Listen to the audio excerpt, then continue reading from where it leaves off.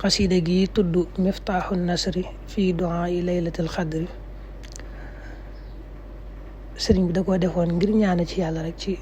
guddi gu màgg di guddi goo xam ne yàllaa ko màggal cëral ko defal ko daraja ju kawe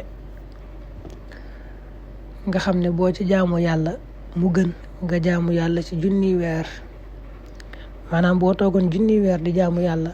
li nga jaamu yàlla ci guddi laylatul xadri moo koy ëpp moo koy gën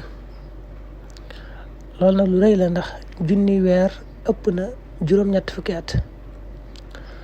loolu lépp kon yërmande yàlla rek la moo tax suñ bu wax ci njëlbeenu xasida gi sax man xassana fadlan bi laylatil xadar yonente bi it sallallahu alayhi wa sallam waxoon na ne laylatul xadar ku ci taxawee ci xeeti jaamu yàlla yi ngir gëm yàlla ak sàkku tiyaaba rek yàlla dana ko jéggal bàkkaaram yëpp noonu yàlla cërale guddi gi nag ak na mu ko kaweele moo tax mu ràññi ko lool ci ñaan moo tax kon suñ bi def xasida gu am solo gii indi ci ñaan yu matale ci waxin wu matale yu doy sëkk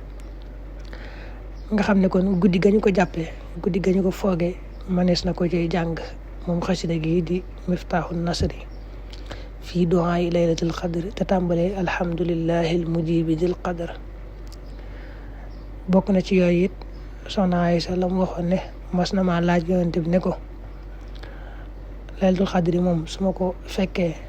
jàppe ko ak guddi lan laa cay wax mu ne ma dangay wax allahumma innaka afuwun tuhibbul afwa fa'fu anni allahumma innaka afuwun tuhibbul afwa fa'fu anni